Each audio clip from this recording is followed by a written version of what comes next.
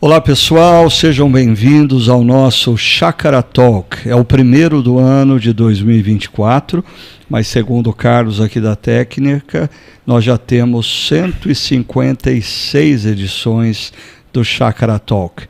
Como vocês sabem, o nosso propósito com esse podcast é ajudar pessoas como eu e você compreendermos melhor a palavra de Deus e principalmente compreender a aplicação da palavra nas nossas vidas. E no Chácara Talk de hoje, nós vamos conversar sobre a série Recomeçar, sob a mentoria de Jesus. Ontem, nós terminamos essa série na nossa comunidade, Chácara Primavera, depois de 8 semanas, estudando os primeiros 6 capítulos do Evangelho de João, e hoje a gente vai fazer uma recapitulação da série, tirar dúvidas, ouvir o que as pessoas têm a dizer sobre o que elas ouviram e como elas compreenderam a aplicação da palavra em suas vidas. E eu convidei para estar comigo aqui, para me ajudar a responder as perguntas mais difíceis, o Ricardo Augusto e o Tiago, coincidência ou não, os dois corintianos. Então eles estão de preto aqui, mas eu entendo o momento deles. Tiago e que Ricardo, sejam bem-vindos. Viu? Sabia. Ricardo, obrigado. É uma alegria voltar ao Chácara Talk. É bom estar junto. Tava com saudade dos podcasts nossos, né? Legal. E eu acho que como não poderia deixar de ser, deixa eu mostrar para vocês aqui, a Nidiane, ela diz: iniciei o ano com muita alegria e o ciclo de mensagens falou fundo ao meu coração. Em especial, a primeira e a segunda mensagem. Tenho buscado o ciclo do discernimento em meus dias. E o Bruno de Luca também diz: foi ótimo pensar em quais são os reais pilares que me fortalecem e que me trazem segurança. Outra reflexão importante foi a de, ele coloca entre aspas, perceber o que Deus está fazendo hoje em minha vida para nos preparar para, entre aspas, surfar a onda que Ele faz e traz. Então, dentro do ciclo do discernimento proposto, que nós falamos da percepção, engajamento, práticas espirituais, perseverança e gratidão. Essa coisa do perceber o mover de Deus parece que falou alto na vida das pessoas. Como que vocês podem ajudá-las a efetivamente perceber o mover de Deus? O quão importante é isso? Fala um pouquinho para a gente. Vamos lá, primeira coisa, Bruno, feliz aí com o que você traz, viu? Saudade de você, meu amigo. Mas essa imagem que você trouxe do surfista pegou. Várias conversas com pessoas muito diferentes da comunidade, assim, tá reverberando. Mas acho que a questão é essa, né? Mas como que eu percebo o que Deus está fazendo na minha vida? Como que eu discerno esse agir de Deus em mim e através de mim? E eu acho que sozinho a gente não dá conta de fazer isso. Acho que essa é uma questão muito importante a gente ponderar. Às vezes a gente vive num movimento tão de autonomia, de um mundo tão individualista, que a gente acha que sozinho a gente vai perceber o que Deus está fazendo. Mas não. A gente precisa de comunidade, a gente precisa de amigos, a gente precisa de mentores. E é nesse contexto maior que nós vamos começando a ganhar maior clareza do que Deus está fazendo. Não vai ter a ver com uma noite eu estava orando e Deus mandou um anjo e aí então eu percebi o que ele estava fazendo. Vai ter a ver, nossa, eu tomei um café com um dos pastores. No grupo pequeno alguém contou uma história. Essa série de mensagem lançou luz. E assim, na hora da somatória, essa pessoa vai ganhando maior clareza do que Deus está fazendo. Talvez a minha dica seja essa, assim, sozinho você não dá conta. Você precisa de comunidade, precisa de amigos, precisa de mentor. Legal. Eu, adicionando ao que o Ricardo Augusto falou, eu diria que, primeiro, é que nós somos pessoas marcadas por escolhas erradas. A gente já está aqui porque o primeiro casal errou na escolha. E nós, todos nós temos, acho que, exemplos de escolhas que fizemos e foram erradas, e foram escolhas tolas. E ao mesmo tempo a gente vive num mundo muito sonoro, tanto externamente quanto internamente. São muitas vozes falando o tempo todo para nós e apontando caminhos, sejam vozes da nossa cultura, sejam vozes realmente do nosso coração.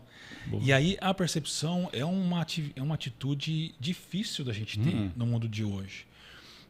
Só que as pessoas que compreendem o Evangelho, elas entendem que é o melhor caminho para a vida. E por isso que eu acho que daí surge o interesse por essa percepção, né?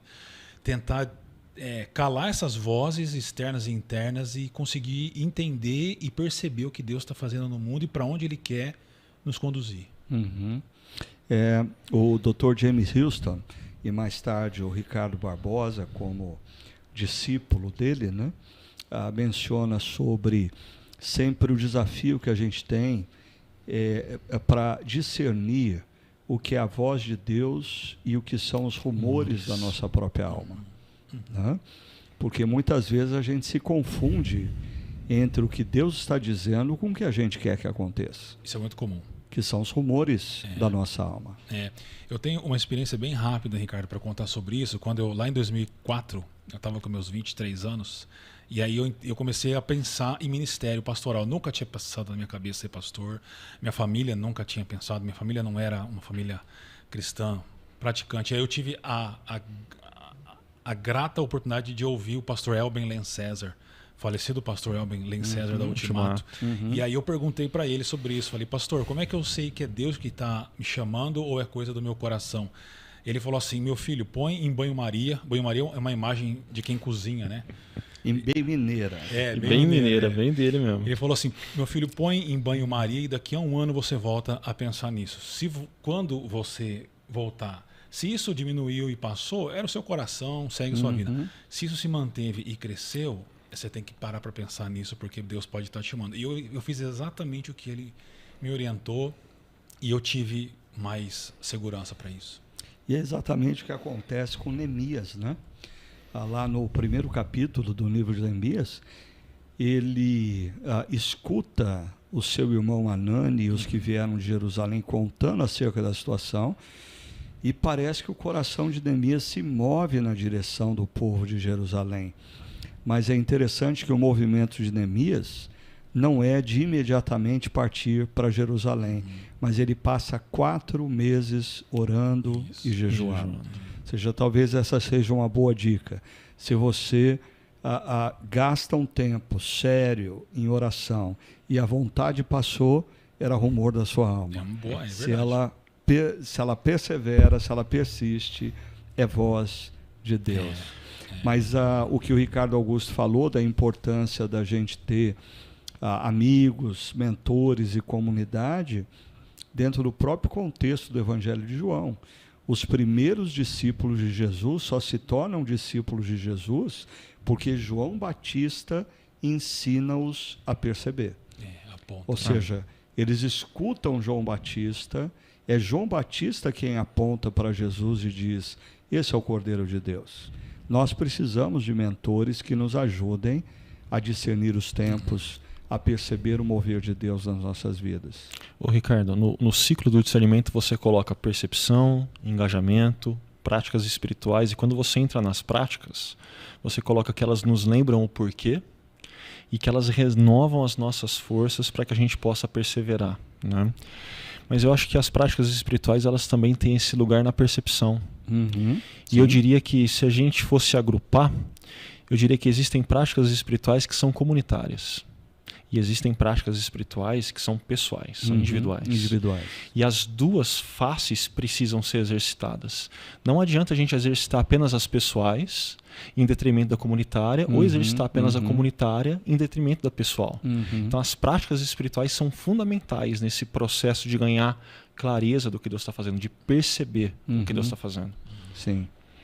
Eu acho que eu fiz menção nas 2 últimas mensagens que eu conduzi, de que as práticas espirituais nesse esquema tanto nos sensibilizam para percebermos o mover de Deus, como nos capacitam para perseverar. Ou seja, a força não vem de nós.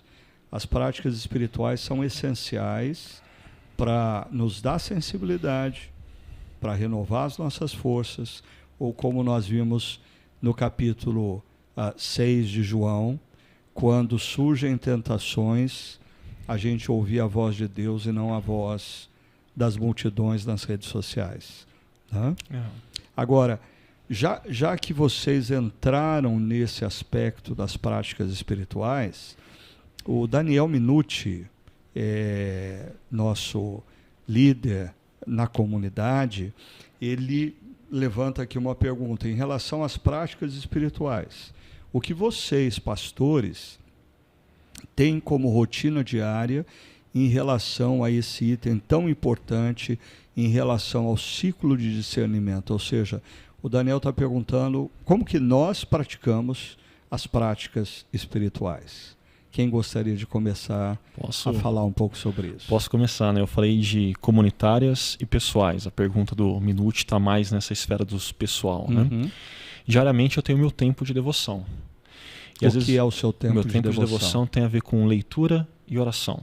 Leitura e oração. Do quê? Das Escrituras. Okay. Sempre das Escrituras. Não tem substitutivo para isso, né? Às vezes as pessoas me perguntam, tá, mas como que você faz? Quanto tempo? E elas querem tipo uma receita de bolo. Aí eu falo, olha, na minha vida eu tento entender o momento e eu vou alocando. Existem fases que assim, o meu dia começa com esse tempo de devoção. Existem fases da minha vida que assim, o meu dia termina com esse tempo de devoção. Existiu fases que ele acontecia no meio do dia, no horário de almoço, era o meu melhor tempo que eu tinha. Mas ele acontece. Às vezes as pessoas perguntam, tá, mas o que você lê? Qual o livro das Escrituras? Eu falo, também depende. Assim, nesse começo de ano, eu quis emergir em João junto com a comunidade. João e as cartas de João foram o que fizeram parte das minhas leituras diárias. Mas eu terminei o ano um pouco mais cansado, um pouco mais estressado, e Salmos foi o que fez parte da minha leitura diária. E sempre terminando em oração. Sempre terminando em oração. E na pegada do Richard Foster, né, da celebração da disciplina, devolve meu livro, hein? Te emprestei, você tem que devolver. Eu gosto de colocar outras disciplinas pessoais. Eu gosto de separar tempo para estudo. E aí então eu pego uma perícope, tento assim mergulhar nela com mais seriedade, profundidade. Aí eu uso algum comentário, algum software para auxiliar. Tempo de jejum, aí eu vou trazendo para a agenda. Mas o que eu não abro mão é esse tempo de devoção, né, nessa proposta. E as práticas comunitárias. Legal. Né? E para você, Thiago, como que funcionam as práticas espirituais? Bom, para mim, eu tenho horário de manhã, não funciona depois. Para eu fazer o que eu faço de manhã, eu não consigo fazer depois. Eu tenho que fazer bem cedo. Até antes dos meninos acordarem, porque depois é impossível. E eu também faço a leitura e a oração, mas uma coisa que eu aprendi lendo alguns puritanos e me ajudou muito foi não só ler, mas meditar no texto. Então eu tenho um caderninho e eu medito e eu escrevo o que eu estou meditando. São coisas muito simples, assim. 1 página, 2 páginas de um caderno pequeno. Mas isso faz muita diferença para mim. Faz muita diferença. Ao longo do dia eu fico lembrando disso. Volto para lá, né? Então e é surpreendente porque eu estou lendo alguma coisa, um texto bíblico de manhã, e sempre tem um versículo ou uma afirmação que salta aos meus olhos, e ali eu fico e eu percebo que o Espírito de Deus vai me conduzindo para tentar me aprofundar com simplicidade. Então isso para mim tem sido o mais doce assim hoje, né? E eu procuro também ter algum tempo de solitude, no sentido de ficar quieto e sem celular. Porque isso me ajuda a organizar o meu coração. E eu faço 2 tipos de leitura bíblica. Um é esse, pela manhã, que é o que eu faço da meditação. Então é uma leitura que eu não tenho pressa. Eu estou lendo Salmos agora, então eu vou ler muito devagar. Às vezes eu fico em um salmo vários dias, não tenho pressa nenhuma. Repetindo. Sem pressa. E isso é... E uma outra que eu faço à noite, mas à noite é meu tempo mais fraco, eu já estou com sono, mas eu faço à noite, não muito, mas aí eu estou lendo a Bíblia, e aí eu não estou preocupado com parar. Eu vou lendo capítulos até eu conseguir, né? Então eu faço esses 2 tipos de leitura, e isso tem me ajudado bastante. Só queria salientar essa questão da repetição e de não ter pressa. Às vezes as pessoas acham mais importante, não, eu quero ler a Bíblia inteira. Não, fica tranquilo. Às vezes meu tempo devocional é aquele salmo lido 4 vezes com muita tranquilidade. E aí então eu paro para orar. Né? Então não ter pressa e não ter crise com repetição. Lê aquele texto repetidas vezes. Deixa ele encharcar o coração e a mente. Né? E talvez as pessoas elas confundam a prática espiritual da meditação com o estudo acadêmico da palavra. Né? E a prática da leitura e meditação das Escrituras funciona como um diálogo com uma pessoa. Então, eu me identifico com o que vocês estão mencionando, porque às vezes eu estou lendo um texto bíblico e eu enrosco num versículo. E eu percebo, é aquele o versículo. É isso que Deus está falando para mim. E eu me lembro de uma ocasião em que eu vivi uma crise muito grande e eu tinha muita dificuldade de orar. Eu não conseguia orar. Então, eu comecei a fazer da minha oração matinal a oração conhecida como oração do Pai Nosso. Porque eu não precisava, mas foi impressionante porque talvez para algumas pessoas seja difícil compreender isso, mas às vezes eu parava no Pai Nosso que estás nos céus e começava a refletir sobre isso. E começava a adorar a Deus porque Ele está nos céus. E começava a adorar a Deus porque apesar de Ele estar nos céus, Ele é Pai. E começava a pensar nas implicações de Deus ser Pai.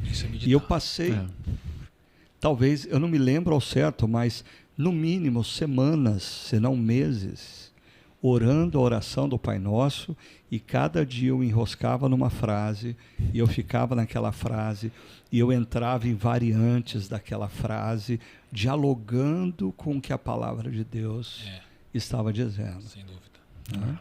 Isso é muito bom, né? Eu acho que é diferente quando você tem que dar uma aula de escola dominical, tem que dar uma aula para os adolescentes, ou tem que pregar. Eu diria que, às vezes, desse tempo de meditação brota um texto que você vai usar na pregação.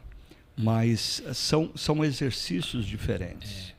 E nós, pastores, devemos cuidar do nosso coração, porque a nossa tendência é começar a ler o texto e falar, nossa, interessante, eu vou pregar isso aqui. Bom. Eu vou pregar isso aqui. E aí já mudou, né, da devoção para o estudo. Mas aí seu estudo. coração já foi. Tanto que eu já ouvi de pastores mais velhos que eles colocam até alguns limites, sabe? Eu não vou pregar textos que eu estou meditando durante 6 meses. Agora, deixa eu acrescentar uma coisa aí, porque a gente está falando de práticas espirituais, e eu queria... são muito importantes essas práticas que a gente está falando, da meditação, da palavra, da oração, mas eu acrescentaria, pelo menos na minha caminhada pessoal, eu não sei, eu sou tendente a acreditar que determinadas práticas espirituais funcionam melhor para determinadas pessoas devido ao perfil delas, a personalidade delas. E para quem não me conhece acha que eu sou uma pessoa extrovertida. E eu, na verdade, sou naturalmente introvertido. E tudo que eu faço demanda extroversão. Isso tem um custo para mim. Eu me esgoto emocionalmente porque eu preciso ser extrovertido. Quando eu exponho a Bíblia, quando eu me relaciono com as pessoas, quando eu converso com as pessoas. Então, 2 práticas que são muito importantes para mim. A primeira, a prática do silêncio. Boa. Às vezes eu preciso, assim, ficar em silêncio. Eu preciso entrar no meu escritório, fechar a porta, e eu preciso do silêncio. E eu fico em silêncio na presença de Deus. Algo que eu aprendi, não sei se foi com o próprio Ricardo Barbosa, ele fala que nós só ficamos em silêncio na presença de uma pessoa se nós nos sentimos profundamente confortáveis com essa pessoa. Isso sempre me faz lembrar, porque assim, às vezes eu estou no carro com alguém que eu não tenho muita intimidade, eu me sinto na obrigação de fazer pergunta, de conversar. Eu não me sinto à vontade de ficar em silêncio. E entrar na presença de Deus e se sentir confortável é você poder entrar e ficar em silêncio. E associado ao silêncio, a prática da contemplação. Algo que eu descobri ao longo da minha caminhada, que renova profundamente a minha vida, o meu ser, é o contato com a natureza. Então, sair para caminhar, fazer uma trilha no meio da natureza, é um tempo de contemplação. Caminhar margeando o mar, caminhar numa praia. Para mim é quase que imediato, quando eu estou caminhando na praia, me vem determinados salmos. E eu me pego, assim, declarando os salmos enquanto eu caminho. Então, o que a gente está falando é da importância das práticas espirituais para a gente ganhar percepção no mover de Deus. Sim. Mais alguma coisa que vocês queriam acrescentar da importância das práticas espirituais na caminhada de vocês, para perceber o mover de Deus na vida de vocês? Eu já fiz mais, preciso fazer. Agora fazendo menos, e até visível isso, mas jejum é uma outra prática muito importante. Porque a experiência que eu tive é que quando você jejua, você consegue realmente entender qual que é a sua fome e sua sede. Eu entendi de modo diferente as palavras de Jesus. Aguça o seu senso espiritual. Eu tive a experiência de que quando eu estou jejuando, até no trânsito eu mudo. É interessante. Você fica bem mais tranquilo. Pelo menos eu fico mais irritado. Eu não. Eu fico mais tranquilo.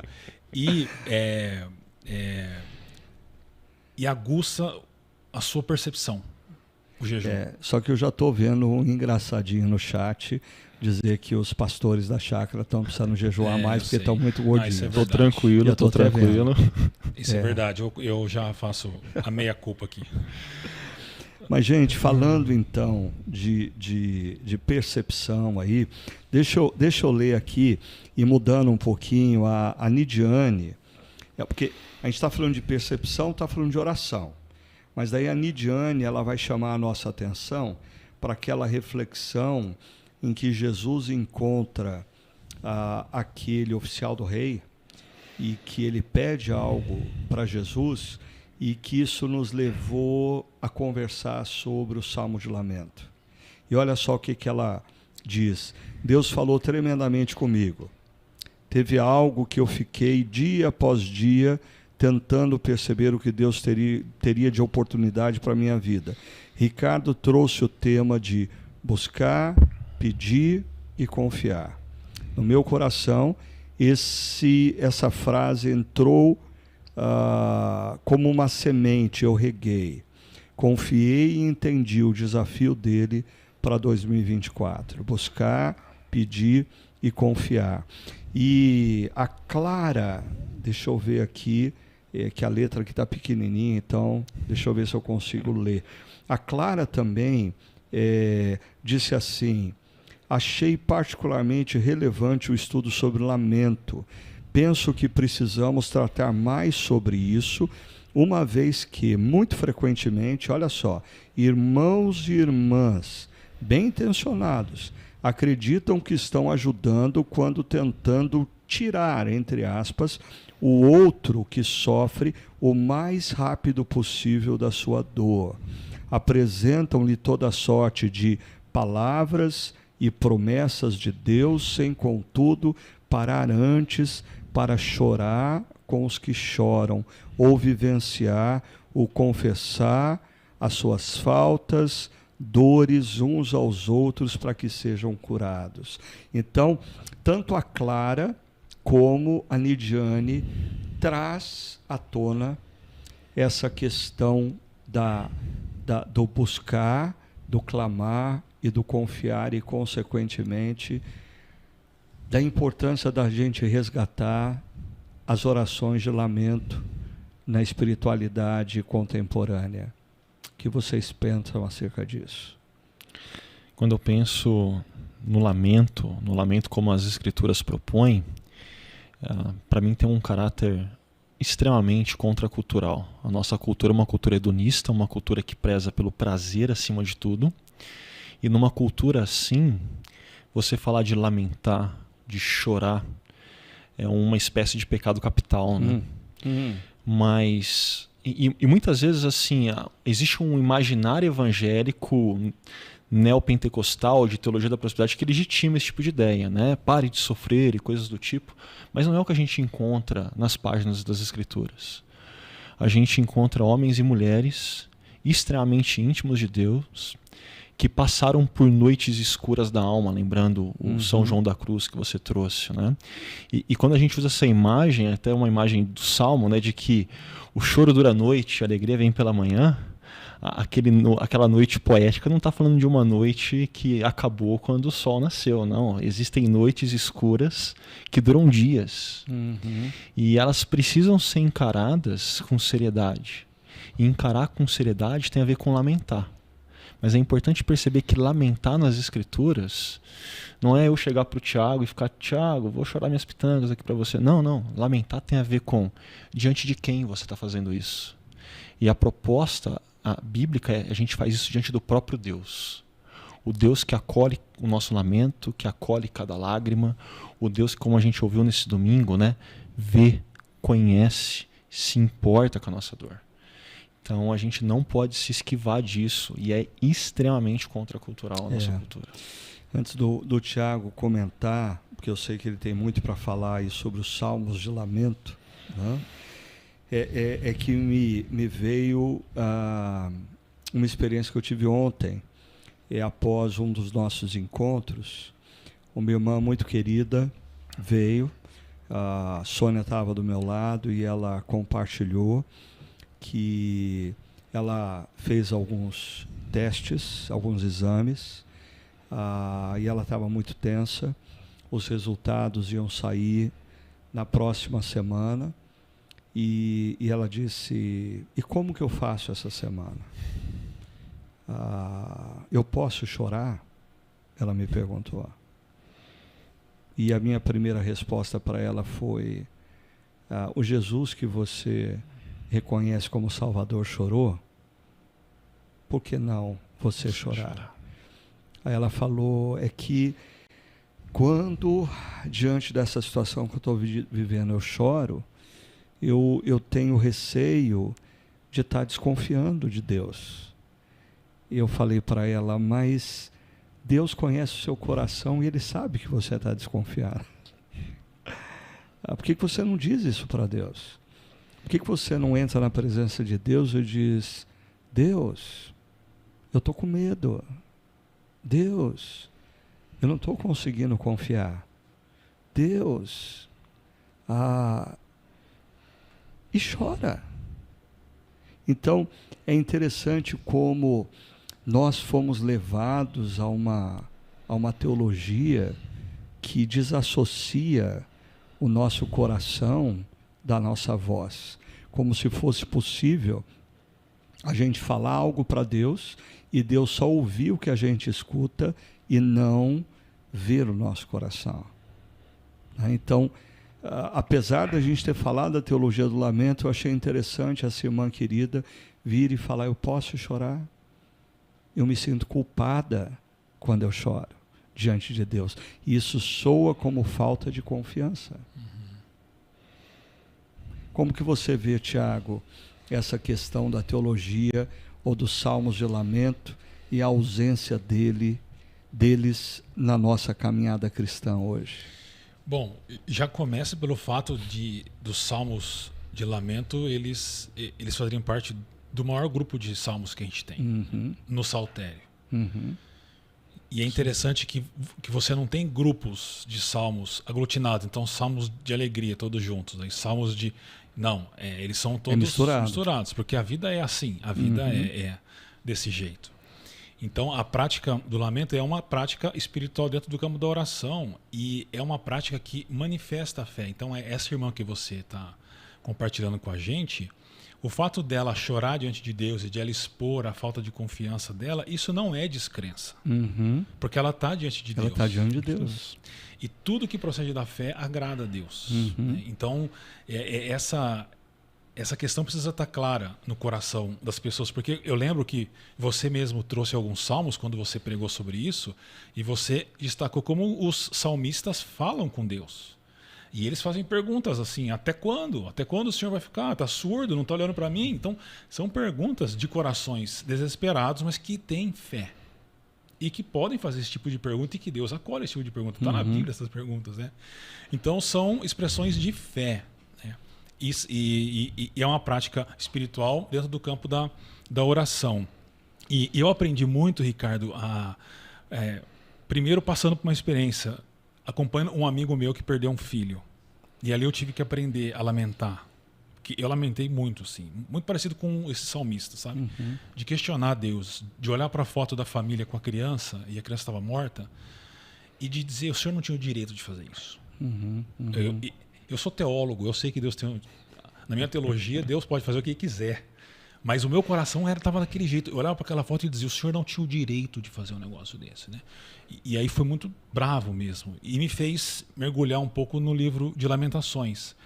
E lá eu aprendi também sobre Lamentações lendo aquele livro. E uma coisa que ficou bem clara para mim foi que o Dr. Eugene Peterson, que tem um livro sobre esse livro bíblico, ele destaca que os capítulos lá eles são construídos em um acróstico, no alfabeto hebraico, né? Então, como se fosse do A a Z em português. E aí ele fala assim, o lamento, da mesma forma como a gente não consegue ir do A para o Z, mas a gente tem que ir A, B, C até o Z, o lamento é um processo que a gente tem que passar por ele. Não dá para você encurtá-lo. Como essa irmã falou que tem irmãos que não conseguem, né, lidar com isso. Mas, ao mesmo tempo que a gente chega no Z, o lamento, então, ele também vai ter um fim pela graça de Deus, né? Sim. E a gente vive numa geração, ou numa cultura, como o Augusto disse, que é da vitória, principalmente dentro do meio evangélico, né? Que é tudo vitória, é tudo conquista. E você manifestar isso é manifestar uma fraqueza que não é bem vista por muitas pessoas, mas é bem vista por Deus. Então, eu acho que o lamento é uma prática que traz sanidade para nós. E é interessante que, por um lado, você tem essa ênfase da vitória, da prosperidade, que você, nesse contexto, você falar que está doendo e que você está com dúvida e que você está com medo, é sinônimo de falta de fé. Né? Então a gente, por outro lado, a gente vive numa cultura, não falando da cultura eclesiástica, gospel, mas a cultura secular, que tem pavor da dor, não entra em contato com a dor. Sim, com a menor dor de cabeça, analgésico. Tristeza, é impressionante. Eu conversava com a Sônia na semana passada sobre essa questão da tristeza. Assim, hoje em dia, toda tristeza é sinônimo de depressão e, consequentemente, você tem que tomar remédio. E aí, a gente está vivendo um mundo, porque muitas vezes, e aqui existem pessoas que precisam ser medicadas, sim, né, deixando bem claro. Mas, às vezes, eu me deparo com pessoas que eu não sei se eu estou lidando com elas na sua real condição emocional, ou eu estou me relacionando com elas sob efeito da medicação. Porque elas perdem o contato com a capacidade de sentir a dor. E é interessante como o salmista, para ele orar a oração do lamento, muitas vezes ele tem que ir lá no fundo da alma e expressar a dor. E para você expressar a dor, você tem que sentir a dor. Mas a gente vive numa sociedade que a gente evita a dor e tenta minimizar a dor de qualquer forma. E é uma sociedade que, assim, vamos no melhor esforço. Se é tomar um remedinho, que seja, sem crise nenhuma. Sem processos, né? Eu lembro de uma vez, um rapaz, não, porque eu tô com depressão. Eu falei, tá, mas qual foi o médico que te consultou? Não, eu tô com depressão. eu tô tomando remédio, mas, cara, qual foi o médico que receitou? Assim, e ele não me respondia. Ele havia se diagnosticado. Ele havia se automedicado. Eu falei, cara, para. Não, mas é que eu tô triste, eu quero resolver rapidamente. Não é assim que se resolve. Mas, Ricardo, é interessante porque nós somos de gerações diferentes, né? Talvez duas aí. E eu percebo em mim essa tendência de fugir da dor, do tédio, da frustração, muito forte, muito forte mesmo. É que hoje eu tenho consciência disso, mas assim, eu percebo nitidamente que é automático. Eu começo já começo a fazer a curva para buscar alguma solução assim, imediata. Aí eu lembro, volto, mas é um esforço da minha parte, porque se deixar... E não entra em contato com a própria alma, né? Interessante, o salmista, ele conversa com a alma. Eu estava pensando nisso. Salmo 42. Ou seja, né? o salmista, eu diria, fazendo uma versão atualizada, ele diz, minha alma, por que você está frustrada? Minha alma, por que você está cheia de tédio? Minha alma, por que você está triste? E é interessante, isso faz o salmista, na presença de Deus, conhecer melhor a si mesmo. Eu acho sensacional. Eu estava pensando nisso ontem, porque eu estava meditando, eu estou no Salmo 42. E 2 vezes tem isso. E eu fiquei me perguntando, por que o salmista pergunta para si mesmo? Não, e lembra que continua no 43, né? Ele estende essa pergunta para a própria alma. Mas eu acho que é para revelar o que realmente é a fonte de tudo que ele está sofrendo, né? E, no contexto das práticas espirituais, muitas vezes isso traz à tona as reais motivações do nosso coração. Os nossos ídolos.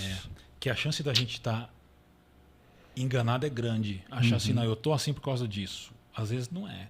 E se você faz essa consulta e mergulha fundo na sua alma, você vai descobrir que aquilo é um sintoma às vezes. A causa é outra. Então, já que a gente entrou na temática lamento, contato com a própria alma, e isso envolve sentimentos, a Giovana, ela pega o gancho aqui. Ao longo da série, nós falamos várias vezes sobre a fé sensorial, né? E a fé sensorial, ela está grandemente associada não só ao ver para crer, mas o sentir, né? E nós falamos o quanto no ministério de Jesus, nesses capítulos iniciais, ele está sempre cercado por essa multidão que quer ver para crer, quer sentir, quer ter a experiência. E aí ela coloca aqui, como nossas emoções podem se render a Deus de forma a não nos levar a uma fé sensorial? Excelente pergunta. E eu acho que está escrito aqui, é para o pastor Tiago. Assim que eu gosto. Olha, eu penso o seguinte, vou tentar ser breve aqui. As emoções, elas fazem parte de quem somos, e Deus quem nos deu. Então elas não são necessariamente ruins. Pelo contrário, elas podem ser boas, né? Mas elas são ruins porque somos pessoas limitadas e pecadoras e vivendo em uma cultura que é cada vez mais sensorial, numa fuga desesperada de encarar a vida, então busca sensações cada vez maiores, né? E esses dias eu estava pensando sobre como que seria um encontro com Cristo lá naquele tempo em que Jesus andou entre nós, porque Jesus não era uma pessoa fácil de acreditar nele realmente, porque ele era uma pessoa culturalmente falando fora da curva. Ele não era casado com 30 anos, ele não tinha seus filhos, ele andava com os caras meio esquisitos, tal. Então ele não era tão simples assim de acreditar em Jesus como a gente acha hoje daqui. Talvez seja mais fácil a gente crer hoje do que naquele tempo. Porque ele era realmente uma pessoa estranha, culturalmente e socialmente falando. Mas o que eu acho que acontecia? O encontro com ele era algo inexplicável. Não a multidão, porque a multidão não estava perto dele, mas aquelas pessoas que realmente tinham um encontro com ele. A lá The Chosen. Mais ou menos aquilo, Porque tá na moda. E esse encontro com Jesus certamente fazia com que emoções aparecessem, né? Então, é assim também hoje. Quando a gente experimenta do amor de Deus, do perdão de Deus, mesmo não vendo, nossas emoções são alcançadas e tocadas, e isso não é ruim. Mas a pergunta que eu entendo dela é o seguinte: tá bom, e depois? Como é que eu faço? A minha resposta mais simples é o seguinte: a gente sempre tem que desconfiar das nossas emoções, que elas podem ser boas, mas a gente tem que sempre lembrar que nós somos enganoso é o coração. Enganoso é o coração. Então, sempre desconfie das suas emoções. E o passo certo é, como você mesmo disse, Ricardo, eu acho que foi na segunda mensagem, é obediência. Uhum. Mas eu não estou sentindo isso, Deus. Não importa. O que ele mandou você fazer é isso? Então é isso. Então faça o que ele ordenar. Eu acho que a obediência é um caminho seguro para lidar com as emoções. E a Rose Carvalho, ela diz: a série foi muito inspiradora e conversamos em família várias vezes sobre os pontos que nos chamaram a atenção. E ela destaca isso também, dentre outras coisas. Gostei muito da explicação ou distinção sobre a fé sensorial, né? Eu concordo, Tiago, com você quando você diz que as emoções fazem parte. Deus nos criou como pessoas que possuem emoções, então não tem como, e Deus não quer. Tanto que é interessante que desde o Antigo Testamento a expressão amarás o Senhor teu Deus com todo o seu entendimento, com toda a sua alma, né? E sempre tem essa expressão em outras traduções, coração. Uhum. Né?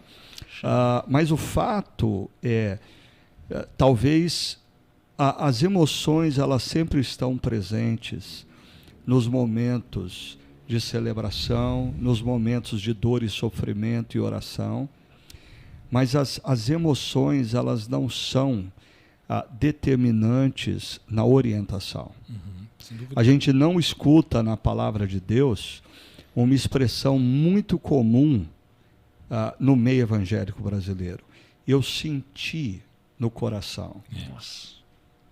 Como sinônimo de Deus me disse. Né? Parece que as nossas decisões devem estar pautadas pelo que Deus disse. E o que Deus disse nas Escrituras. Não o que a gente sente que Deus disse. Porque eu, há 40 anos como pastor, eu já me deparei com as coisas mais absurdas possíveis, a ponto da pessoa assim dizer: pastor, eu estou deixando a minha esposa porque eu sinto que essa é a vontade de Deus. Falei: como assim você sente que é a vontade de Deus? Deus nunca disse nada nessa direção. Como que você vai tomar uma decisão como essa? Ou quando você fala para a pessoa: não, você tem que perseverar no casamento. Eu ouvi de uma outra pessoa muito querida: pastor, desculpa, mas eu pedi para Deus tirar esse sentimento no meu coração de separação, e Ele não tirou. Então a culpa é de Deus. Né? Aí eu disse para ela: bom, eu sinto vontade de pecar. Aí eu digo para Deus: Deus, tira o desejo de pecar do meu coração. O desejo de pecar não saiu, eu peco. E de quem que é a culpa? De Deus. De Deus. Essa lógica é um perigo, né, gente? Então as emoções certamente compõem a nós. A gente não teria cantos tão especiais e salmos se o ser humano não pudesse fazer uso das emoções. Mas eu acho que o perigo é quando as pessoas começam a dar o direcionamento às suas vidas a partir das emoções e não a partir do que Deus disse na palavra. Exatamente. E é o que você falou, é obedecer. Obediência. Algum acréscimo, Augusto, ou podemos ir em frente? Só duas coisas. Uma é uma dica, eu acho que nessa questão de emoção, sentimento, tem um livro do Barbosa, Pensamentos Transformados, Emoções Redimidas. Uhum. Acho que é um livro legal para você ganhar uma clareza de qual que é o lugar da emoção, do sentimento na caminhada cristã, né? Mas a segunda tem a ver com, gente, o pastor Ricardo mencionou na mensagem, né? Existem igrejas que elas funcionam para gerar arrepio, elas funcionam para te dar esse êxtase sensorial. E assim, a caminhada cristã para eles transforma numa série de bombas de êxtase. Enquanto você vai gerando emoção na galera, a galera está caminhando. Na hora que parou, a caminhada para. Esse tipo de igreja é insustentável, porque eles propõem uma caminhada cristã que é inconsistente. Sim. E eu acho que aí que está o alerta que a gente tem que ter. Que nós temos que ter, que jovens têm que ter, que pais de adolescentes têm que ter, né? Porque é uma grande tendência na cultura evangélica brasileira.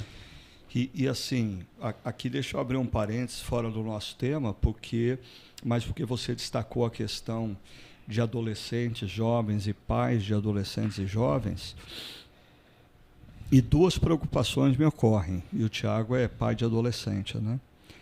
A primeira é, numa conversa que eu estava tendo com uma pessoa que lida com adolescentes na sua comunidade cristã, ela dizia, Ricardo, é assustador perceber como os adolescentes falam da frequência deles em determinadas festas, em determinados ambientes, e eles falam com uma profunda naturalidade acerca disso. Ambientes que envolvem bebida, envolvem drogas, envolvem sexo, e o mais assustador, os pais dos adolescentes não dizem não. Falei, uau. E eu até pensei, eu preciso em algum momento dizer para os pais da igreja que eu pastoreio, vocês precisam ter a coragem de dizer não para os seus filhos.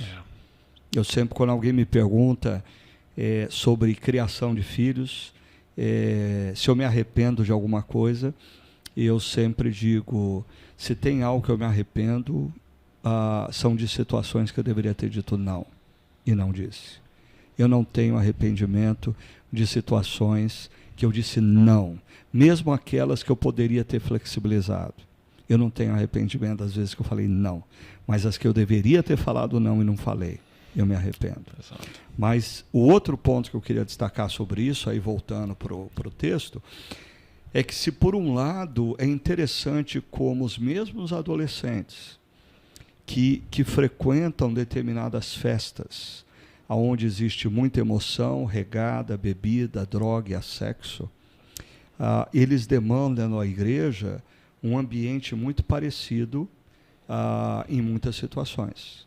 Ou seja, e o que eu percebo que os pais, mais uma vez, erram, é que esses pais não percebem que essa fé sensorial, nutrida no meio do ambiente gospel, aonde tem o louvorzão, os arrepios, pais, e aí eu queria perguntar como que o Gustavo faz como pai de adolescente, mas o que os pais não percebem é que esse tipo de fé é insustentável na universidade. Quando seus filhos entrarem na universidade, a universidade vai questioná-los e eles vão perceber que eles não têm fé construída sobre a rocha. Aí vem a tempestade e a quantidade de jovens que a igreja perde quando entra na universidade. Então, acho que pais precisam se preocupar grandemente com essa questão da fé sensorial. E aí eu estou jogando a bola para o Tiago, especialista em paternidade de adolescentes, né? No mundo contemporâneo.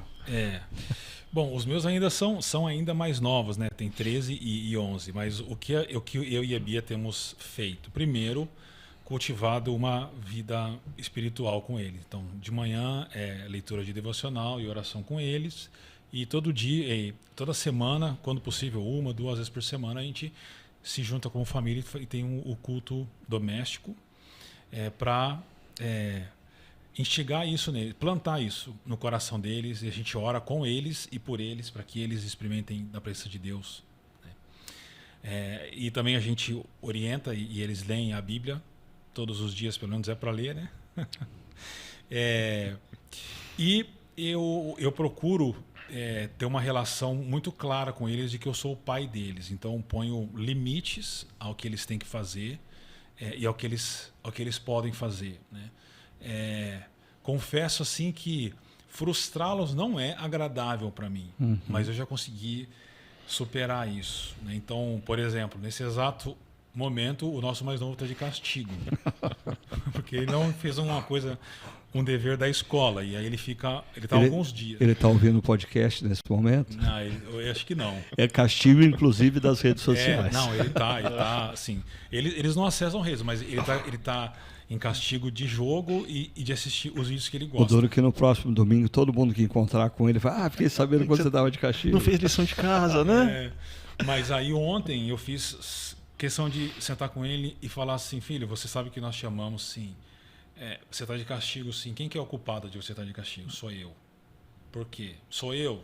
É sua mãe? Não, sou eu. Por quê? Então ele entende o porquê disso, né? E a gente conta com a graça de Deus, porque a gente ora todos os dias para que o coração dele seja do Senhor. Eu entendo o quão difícil é numa cultura que o viver, a juventude está tão associado a viver grandes emoções. É uma cultura...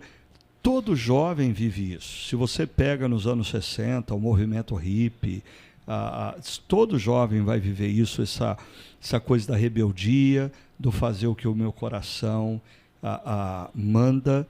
Mas assim, o problema é que em gerações anteriores existia um contraponto. Os pais que diziam não.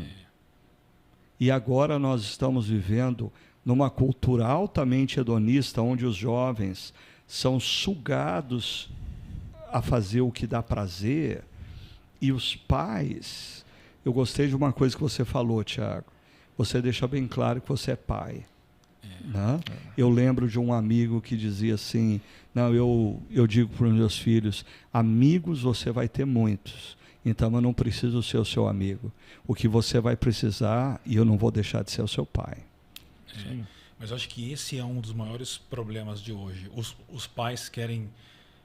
você já falou sobre isso. Os pais querem a aceitação dos filhos e aí eles se submetem aos filhos. Isso é quase fatal na criação dos filhos. E a gente falou no capítulo 5, final do capítulo 4, de um pai que procura Jesus para clamar pelo seu filho. Ou seja, se tem algo que pais precisam fazer diariamente, envolve práticas espirituais, é orar pelos seus filhos. Mas a gente também viu, ao longo dessa série, inúmeras vezes, que Jesus nos inclui como resposta da oração. Pessoas dizem, está faltando vinho? Ele diz, encham a talha de água. Você quer ser curado? Então se levanta e anda. E nós vimos agora, mais recentemente, na multiplicação dos pães, Jesus inclui os discípulos. Ou seja, se nós devemos orar pelos nossos filhos, mas nós devemos fazer a nossa parte como pais. E é interessante, sabe por quê, Ricardo? Bem rapidinho. A gente às vezes pensa assim, mas eles jogam esses jogos, eles veem esses vídeos assim, ler a Bíblia não vai ser interessante para eles. Bom, os nossos lá estão lendo Atos dos Apóstolos. E é interessante porque daqui a pouco chega um e fala assim, papai, ontem eu li o texto e ele fala isso, o que significa isso? Então, a palavra de Deus tem poder. Então, à medida que eles vão lendo, isso vai entrando no coração deles, né? Então, façamos a nossa parte, porque, como diz o Ricardo Barbosa, isso vai ficar no meu coração para sempre, a cruz e o crucificado farão o trabalho deles. Legal. E olha, deixa eu pegar aqui, tem muita gente que... eu queria destacar uma fala do pastor Almir e Luci. O pastor Almir e Luci, eles mandam uma mensagem muito carinhosa dizendo: feliz pelo retorno do Chácara Talk. Registro que todas as mensagens do Evangelho de João foram bênção para nós. Em especial João 4, a mulher samaritana. Aula de exposição bíblica que me desafiou e incentivou, ensinou muito. Deus abençoe vocês. Almir e Luci, muito obrigado, viu, pastor Almir e Luci, pelo encorajamento. Certamente receber essas palavras de alguém experiente é muito precioso. E ele destaca aqui João 4, que foi o encontro no qual nós fomos desafiados a nos tornar fonte de vida. Por onde quer que nós andemos, onde quer que nós estejamos. Eu sempre que eu agora olho para aquele texto, me vem a seguinte comparação. Os discípulos foram até a cidade de Sacar e não trouxeram ninguém. E aquela mulher recém-convertida foi e trouxe todo mundo. O perigo, alguém já disse, né? Quanto mais tempo de igreja, muitas vezes mais infrutífero a pessoa se torna. Como que vocês veem essa questão do desafio da gente ser fonte de vida por onde quer que a gente ande ou onde quer que a gente esteja no contexto? A gente estava falando até da juventude. Como que um jovem hoje, o que significa um jovem hoje ser fonte de vida na universidade? Ou um jovem profissional no mundo corporativo, onde todo mundo é altamente workaholic, ser uma fonte de vida ali. Como que vocês orientariam essas pessoas? Bom, eu diria duas coisas. Primeiro, ela se torna fonte de vida por causa do contato que ela tem com Jesus. Mas os discípulos eles tinham, mas ainda era um contato ainda muito reservado da parte deles, né? Com ela não, com ela, por causa da situação dela também. Então, o primeiro ponto é esse contato com Jesus, que a gente até estava falando aqui das práticas espirituais diárias que renovam sempre a nossa vida, a nossa esperança, que nos mantém como fonte de vida. Porque a fonte nós não somos a fonte, né? Uhum. A fonte é o próprio Deus e, estando nele, nós nos tornamos. Então, o primeiro ponto é esse contato transformador com Jesus. E o segundo é, dentro dos nossos contextos, manifestar a vida de Jesus em nós. Então, um jovem na universidade, quando ele manifesta, por exemplo, uma sexualidade sadia, como resultado do que Jesus está fazendo na vida dele, ele é a fonte de vida para as pessoas. Porque tem amigos que estão se entregando para uma vida promíscua e isso vai marcando as pessoas. É o contrário do que as pessoas imaginam, mas uma vida promíscua é uma vida que vai trazendo sofrimento e dor para as pessoas, né? E ele tendo uma sexualidade bíblica pode fazer isso. Ou um jovem profissional que consegue ter a sua agenda bem estabelecida, de modo que ele valorize o tempo dele com a comunidade cristã, com sua esposa, com seus filhos, também é uma fonte de vida, porque vai mostrando como que é a vida que nós devemos ter no meio de pessoas que trabalham o tempo todo e desprezam família e desprezam outras coisas. Então eu diria a fonte da vida, que é o próprio Deus, e deixar com que essa vida flua de nós, né? Parta de nós e mostre para as pessoas o que é a vida que Deus quer que a gente leve. O único acréscimo que eu acho que eu faria, quando a gente fala em manifestar a vida em Jesus, eu acho que tem esse caráter do testemunho, né? Da vida que expressa os valores do reino de Deus, que não cede às pressões da cultura, mas tem uma outra faceta para mim, que é da intencionalidade nas relações. Às vezes eu sinto que cada vez mais cristãos velhos de igreja, ou essa geração mais nova, perdeu a palavra feia é cara de pau, a palavra mais bonita é ousadia. De chegar e falar, e aí, tudo bem? E puxar a conversa. Assim, criar um vínculo de relação que te permite falar, vamos comigo lá na igreja? Deixa eu te compartilhar do que Jesus fez na minha vida.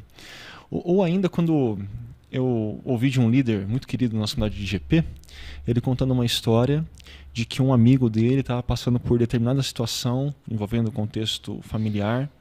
E aí, então, com todas as letras, na época ele pega o CD de mensagens, de uma série de mensagens da nossa comunidade, e entrega falando, ouve, diante das crises que você está passando, eu acredito que aqui tem muito para te direcionar.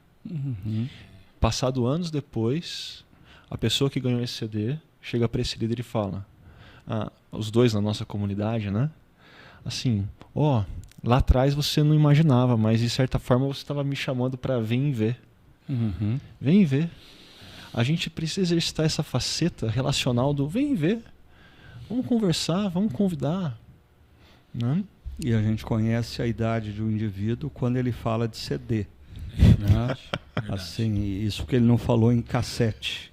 Né? Não, mas a chácara nunca usou cassete. Não, a chácara não. Antigo, assim. Mas a CD é a primeira geração da chácara. CD é a primeira geração. Não tinha internet ainda quando as mensagens estavam no CD.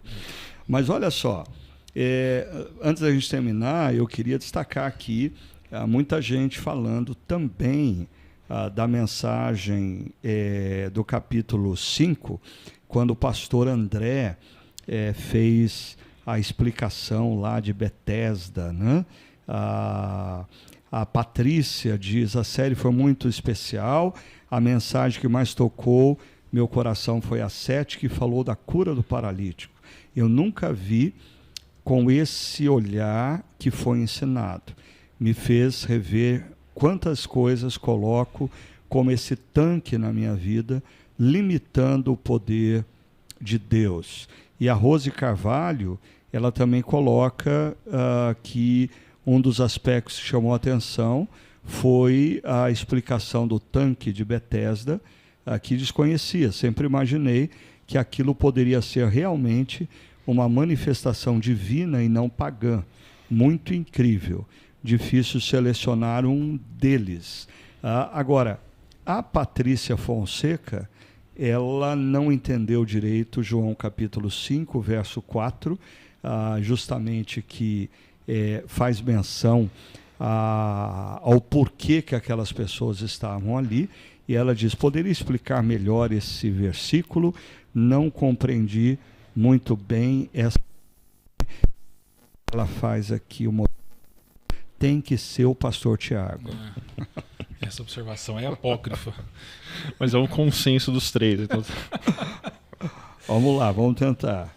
Vamos tentar. Bom, o André ele fez a relação dessa crença com uma crença pagã no deus Esculápio. E como eu compartilhei com vocês antes, eu tive a oportunidade de visitar um templo de Esculápio. Na verdade, não é um templo, é um spa antigo, grande, tem fontes de água que você passa e vai caindo água. Realmente tem essa relação de banho com cura nessa crença, né? E o André fez essa relação. Mas o ponto aqui do versículo 4 é que se você lê do 3 para o 5, o texto ele faz sentido, né? Então você está terminando o 3 assim: eles esperavam o movimento nas águas, ponto. Aí 5, um dos que estavam ali era paralítico, fazia 38. Então o texto faz sentido, eles esperavam o movimento nas águas, ponto, e eles estavam lá esperando. E aí há essa inclusão para explicar o que era esse movimento nas águas que eles estavam esperando. Então tem essa inclusão aqui.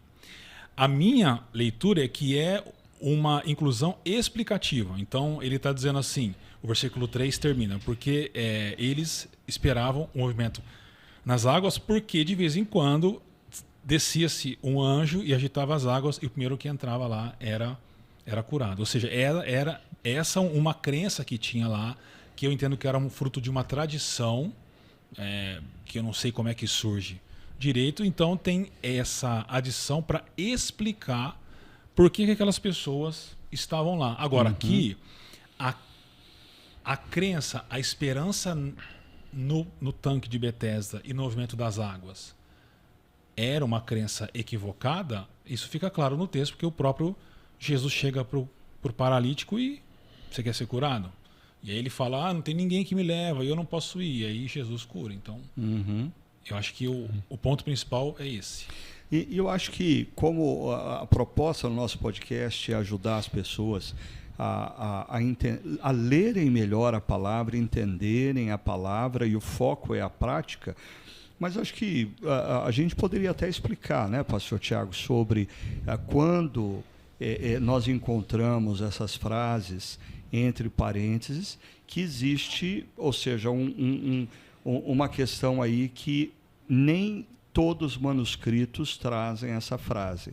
E é por isso que os tradutores colocam entre parênteses. Quer dar uma elucidada nisso? Sim, eles colocam entre parênteses ou eles colocam notas, né? Porque a gente não tem nenhum texto inteiro. Por exemplo, não existe o Evangelho de João inteiro que nós recebemos lá da pena de João hoje, né? Você não tem nenhum inteiro. Você tem Manuscritos, pedaços. Esse vai do capítulo 5, versículo 3 ao capítulo 8, versículo 4. E são, assim, milhares de manuscritos do Novo Testamento. E aí tem uma ciência que chama crítica literária, que é uma ciência que é aplicada não só para textos bíblicos, mas para outros tipos de textos antigos, mas principalmente para textos bíblicos. E essa ciência, ela tem critérios científicos, como, por exemplo, o texto mais antigo, ele é o texto mais próximo do original do que um texto mais recente. Então usa-se o carbono 14, né, para datação. Esse texto é de uma região mais próxima de lá, então ele é... Só tentando esclarecer, então, deixando claro.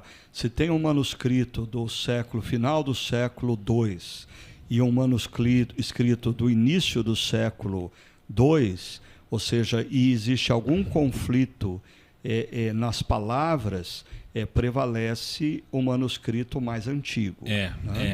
Sim, agora, se esse é único e você tem mais do outro, então aí já a balança já muda. Né? Os majoritários.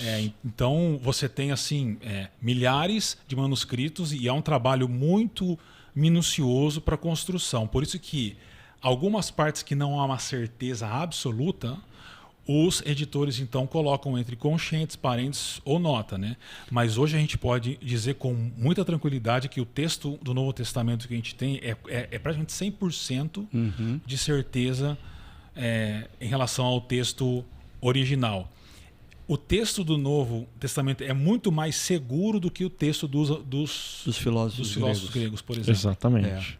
Platão, Sócrates perdem de lavada. Mais manuscritos próximos aos acontecimentos históricos dos evangelhos do que a distância entre Platão, Aristóteles, Sócrates ou qualquer um deles para os textos deles. Isso. Pouca gente sabe disso.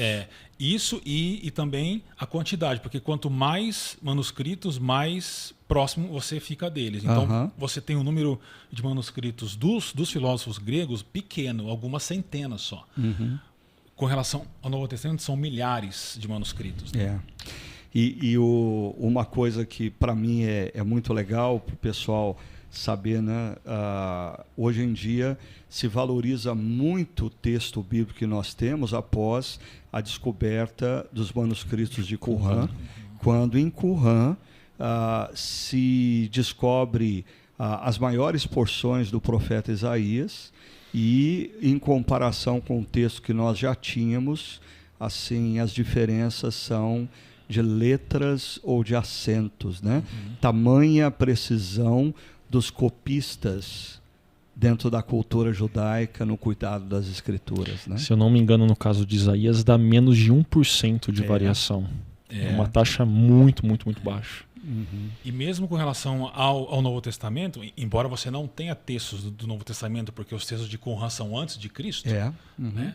Mas você tem ideias e conceitos que você já vê no Novo Testamento e provam isso. E eu vou encerrar o nosso tempo trazendo uma pergunta da Clara que para mim assim tocou muito o coração. Porque ontem na reflexão, quando nós falávamos que Deus é capaz de fazer infinitamente mais do que tudo quanto nós possamos pedir ou imaginar, eu falei da minha vida. Caminhando para os 60, eu olho e eu sou levado a dizer: Deus fez muito mais do que eu merecia, Deus fez muito mais do que eu poderia imaginar. Mas daí ela vem com um contraponto, ela diz: não vai aqui nenhum ressentimento com Deus, com o seu cuidado, com a sua graça e com a misericórdia dele no caminho. Mas a pergunta que ela faz é: e quando a gente chega numa determinada idade e percebe que perdeu oportunidades, não foi talvez fiel no pouco, ou não usou os talentos como deveria, o que fazer diante disso?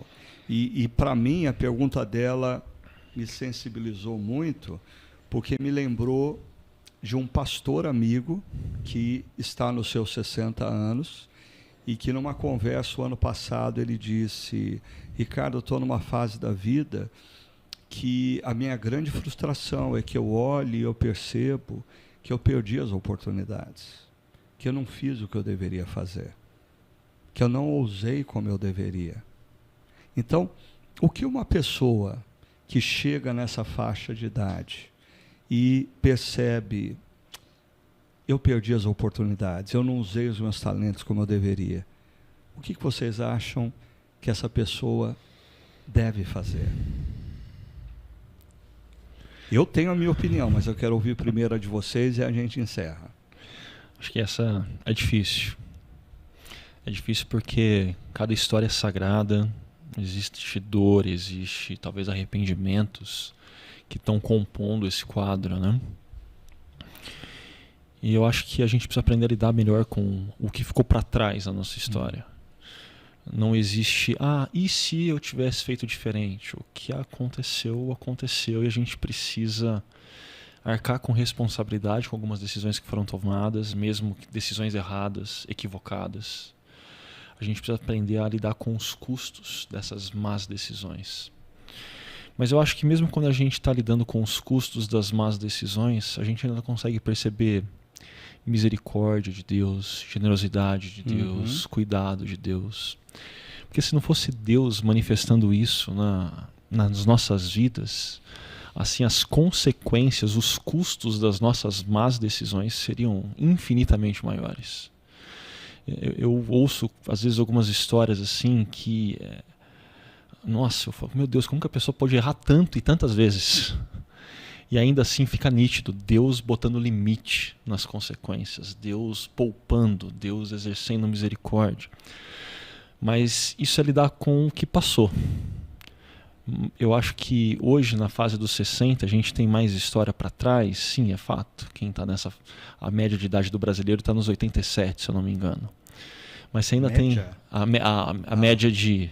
estimativa de falecimento, né? Você vai chegar até os 87. Se a média tivesse 87, estava feliz da vida. Eu estou abaixo da metade da vida. A idade média de qualidade de vida vai estar lá, né? Gente, nessa, assim, existe ainda futuro à frente, existem coisas a se fazer. E a questão é, você vai ficar olhando para trás ou diante do que aconteceu, falar: Deus, eu quero fazer diferente daqui para frente. Sim, eu não quero mais perder a oportunidade. Eu quero perceber a onda que você está fazendo e eu quero surfar dela. Eu não vou me esquivar dela. Eu vou no mesmo caminho que o Augusto, que o texto de Paulo, ele fala assim, ele não fala assim, não, pelas escolhas certas que eu fiz, Deus fez muito mais do que eu pedi ou pensei. Ele não fala assim, ele fala, Deus fez. Então eu acho que é mais uma mudança de perspectiva também, de olhar e de reconhecer que não só ela, mas todos nós fazemos escolhas erradas, erramos naquilo que deveríamos fazer e não fizemos, mas tá bom, tá ok. A gente abraça o perdão de Deus e a gente olha e vê, não, realmente Deus fez muito mais do que eu podia esperar. Exato. Deus fez, não foram as minhas escolhas certas ou erradas. Deus fez isso. Aí você tem uma mudança de perspectiva. E eu acho que esse sentimento de frustração deve ser usado do jeito que o Augusto falou. Então, olha para frente. Há ainda muito o que fazer. Eu acho que pessoas que estão nos 60, 70... Eu estava conversando com uma pessoa ontem sobre isso. Está chegando no momento mais fértil da vida. Que nós precisamos ouvir. Tem muito para contribuir. Então tem muitas oportunidades de usar ainda os dons e talentos para abençoar muita gente. Eu queria fazer 2 perguntas para vocês que são experientes em termos de Bíblia. Quantos anos tinha Abraão quando recebeu a promessa de Deus de que ele seria pai? 90. Quantos anos aproximadamente tinha Moisés quando Deus mandou ele tirar o povo do Egito? 40. Ou quando ele tinha 40 quando ele foi para o deserto? Não, ele tinha 80, é verdade. Tinha 80. 80 anos. Dobra os 40. Então, assim, esse meu amigo pastor que falou isso, e a Clara que mencionou, algumas coisas me ocorrem. Deus é capaz de fazer infinitamente mais do que tudo quanto nós pedimos ou imaginamos, inclusive após os 60. Verdade. inclusive após os 60. Não é um personagem bíblico, mas eu li um artigo, uma vez até mencionei numa pregação da nossa comunidade, que aquele Warren Buffett, que é conhecido como o cara que ganhou fortunas no mercado de ações, nesse artigo descrevia que todo mundo conhece a fama dele, mas ele começou a ficar rico após os 60 anos. Antes dos 60 anos, foi investimento, investimento, investimento, investimento. E tem eu não sei se ele é vivo ainda, um professor, ele era professor no Fuller Theological Seminary, Robert Clinton, que ele defende a tese, que eu já apresentei algumas vezes na igreja também, de que existem ciclos na vida. E nem todos chegam no que ele chama do ciclo da convergência.